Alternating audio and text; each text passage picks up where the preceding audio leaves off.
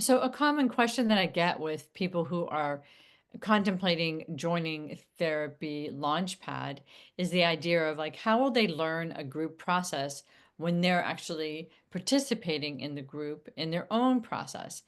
So, this is learning by an experiential um, experience, which means that you will be having your own process as a beginning therapist or as a developing therapist, and you will be with other people in the same space dealing with all the difficulties that you deal with in terms of a clinical practice life balance, the types of clients that cause you grief, other clients that are really in your skill set, and how to deal with all the in between parts of developing yourself as a therapist and living your best life.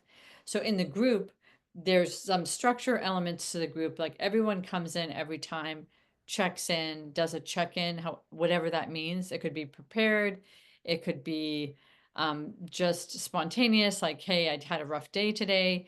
It could be struggling with a dilemma with my personal life and not being able to de-stress from work, that kind of stuff, whatever it might be.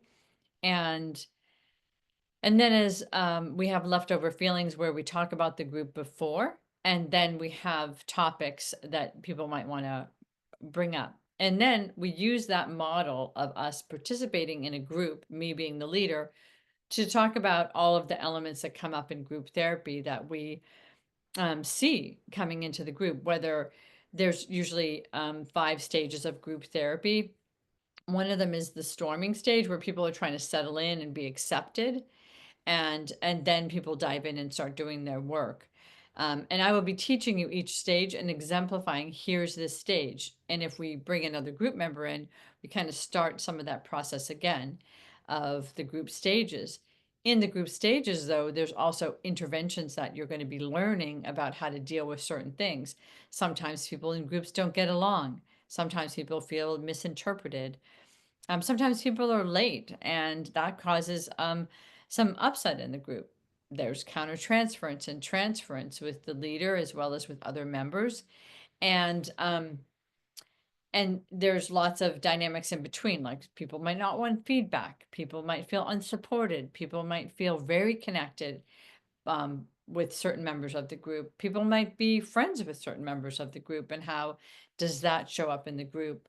So as we're having the group experience, all of us ourselves, we're seeing the parallel model of the group process all around us, and then we're working with all the interventions, and then dealing with the uncomfortable moments of group. And it's a very rich learning experience because you get to dive in and really see the areas of your own personal development that you'll have to do to become a really good group leader. And being and having a group therapy practice or part of your therapy practice is an incredibly rich experience. And I think you'll really be immersed by it.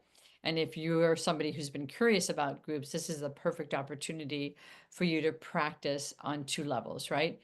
Getting to know who you are as a therapist and starting to develop that identity, and then developing that experiential knowing of how to run a group.